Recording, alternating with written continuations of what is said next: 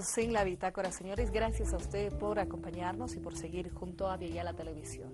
Vamos a hablar, estamos hablando de la descolonización de la geopolítica, pero en este espacio referirnos a algo que sucede y que es importante conocer y sobre todo analizar qué pasa con Irán, qué pasa con el conflicto sirio, qué pasa con Ucrania y cómo esto afecta también dentro de este proceso y dentro del desarrollo en realidad del G77 más China, que involucra a los países que van conformando, los 133 países, incluido China. ¿Cómo se tiene que analizar y por qué nos interesa, Rafael, el conflicto que se tiene en estas regiones actualmente? Ahorita el mundo está sufriendo un periodo de transición, hemos dicho, ¿no? Pero ese periodo de transición no se da por la inercia de los acontecimientos, sino que el viejo mundo, el mundo unipolar, no se resiste a abandonar su hegemonía. Y las nuevas potencias emergentes están jugando márgenes de acción para ingresar en esta nueva disposición de modo definitivo. Entonces estamos en una guerra fría sobre todo en el ámbito financiero, que está prácticamente succionando los crecimientos que están logrando las economías emergentes y las economías pobres o en desarrollo en beneficio del primer mundo. Porque si nos damos cuenta, el primer mundo está en decadencia, sobre todo financiera. Pero sin embargo, hay estabilidad, aunque precaria, pero hay estabilidad económica. Si están en crisis, ¿cómo consiguen su estabilidad precaria? Porque así como está dispuesto el mundo, la disposición centro-periferia permite que los crecimientos que logramos nuestros países a partir del desprendimiento paulatino de las prerrogativas del capitalismo del primer mundo, hace que ese tipo de crecimientos se originen sobre todo en países como Bolivia, Venezuela, Ecuador, etcétera, ¿no? Pero eso igual es aprovechado por el primer mundo, porque todo eso se traduce en reservas, en divisas que van en beneficio del primer mundo. Entonces, si te das cuenta, cuando el presidente Mahmoud Ahmadinejad en la reunión de los no alineados en Teherán, ya habló él de una nueva arquitectura financiera, porque se dan cuenta ellos, ¿no? Por ejemplo, ¿cuál fue el pecado de Saddam Hussein para que intervengan y derroquen su gobierno con la guerra en Irak? Básicamente fue que él quería cotizar el petróleo iraquí en euros, ya no en dólares. Ese fue su pecado. ¿Qué hizo Muammar al-Gaddafi cuando propició que los países africanos cotizaran el petróleo, su riqueza, en dinares, en moneda propia? Entonces también ese fue otro pecado. Entonces el primer mundo, que ya no tiene la potestad del petróleo, de los hidrocarburos en el mundo, entonces origina esta suerte de desestabilizaciones a nivel global en áreas estratégicas para que, desestabilizando estos países, logren ellos reponer su hegemonía en esos lugares, ¿no? Por ejemplo, ¿qué pasa en Siria? Siria ahorita contiene una de las mayores concentraciones de gas en el área marítima del Mediterráneo Oriental. Entonces acaban hace rato de firmar contratos así monumentales entre Irán, Irak, con Siria y Líbano para exportar el gas de Irán a Europa, ¿no? Y eso tenía que, ¿cómo se dice? Tenía que tener su planta de licuefacción, le llaman, en Siria. Y Siria tenía que mandar eso a Europa. Eso básicamente descomponía las pretensiones occidentales del corredor de distribución llamado Nabucco. Entonces, no solamente Gazprom con el Nord Stream y South Stream le quitaba la potestad de la distribución del gas del mar Caspio a las potencias occidentales, sino con este corredor geoestratégico, Irán, Irak, Siria y Líbano también le estaban diciendo adiós a la potestad de la distribución occidental. Entonces ahí generan el conflicto en Siria porque no les conviene a las potencias occidentales que pierdan ellos el poder de la distribución, porque el que tiene la distribución tiene el control de los energéticos, y quien tiene el control de los energéticos básicamente tiene el control de las economías sostenidas en torno a los energéticos. Y ahí está la pelea de los energéticos y por qué se está viendo todo este movimiento. Ahora Irán tiene su peso. Lo decíamos en Teherán cuando estaba el presidente Mahmoud Ahmadinejad y se mostraba esa ya visión de una nueva arquitectura financiera. Irán se ha ido posesionando y ha ido tomando un buen peso. Es una potencia emergente. ¿Qué se hace? ¿Qué permite este movimiento? Porque la nueva arquitectura financiera se está tocando también, es parte de los temas que se van a tratar en el G. Sí, ya cuando asume la presidencia pro tempore nuestro presidente, asume también ese discurso de una nueva arquitectura financiera e incluso propone temas, ¿no?, la refundación de la democracia, ¿no? Eso es fundamental.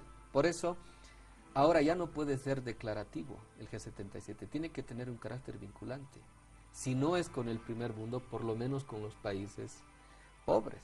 Tendría que tener un carácter vinculante en el cual ya no básicamente sea un carácter de reorganización, redinamización del comercio y del desarrollo, no. Tendríamos que politizar la cumbre del G77 para hacer lo que hizo Irán en su momento con la reunión de los países no alineados, que hay que decirlo, ¿no? Resucitan los no alineados no solamente gracias a la presidencia de Irán, sino a la presencia de Egipto y sobre todo a la presidencia de Hugo Chávez, ¿no? Hugo Chávez tenía clara la figura geopolítica de que estábamos ingresando a un nuevo mundo. Entonces, en ese nuevo mundo, los países pobres no pueden supeditarse a las necesidades que eran básicamente las comunes en un mundo repartido entre dos potencias y después en una sola potencia.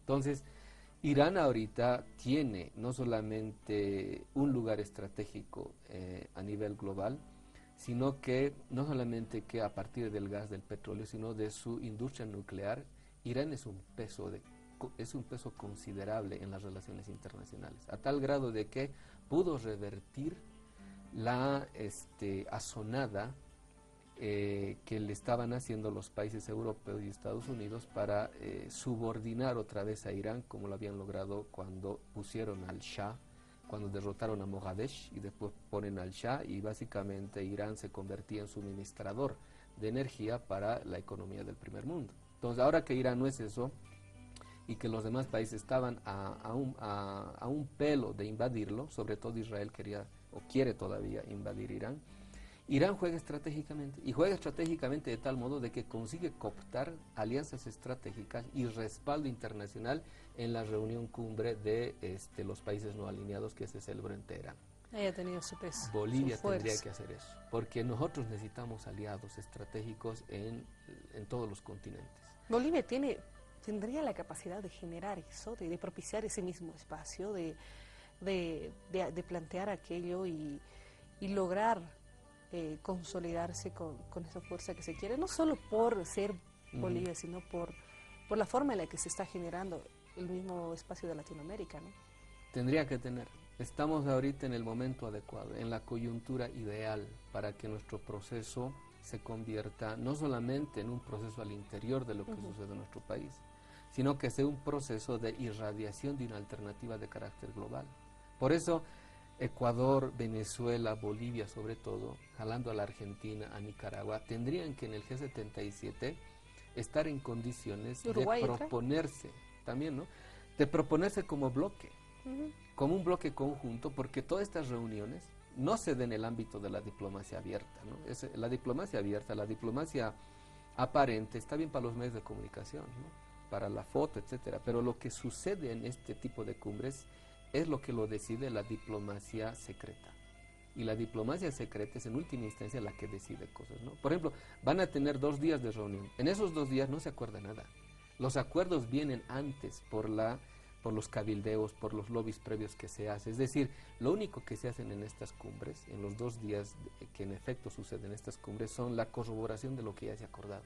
Entonces, los preacuerdos que se tenían, la diplomacia secreta actúa ahí. Entonces, si nuestros países ahorita están a la altura de hegemonizar un periodo de transición a nivel global, porque tenemos el discurso de aquello, el vivir bien se constituye en un nuevo paradigma. Si estamos a la altura de aquello, el G77 nos serviría como plataforma de proponerle al mundo una agenda de carácter global. Y nosotros nos convertiríamos en un centro de gravedad de la geopolítica internacional. Pero para eso hay que estar a la altura del acontecimiento. Un centro de gravedad, considerando las alianzas que se puedan tener, considerando ese nuevo paradigma que se plantea con el vivir bien.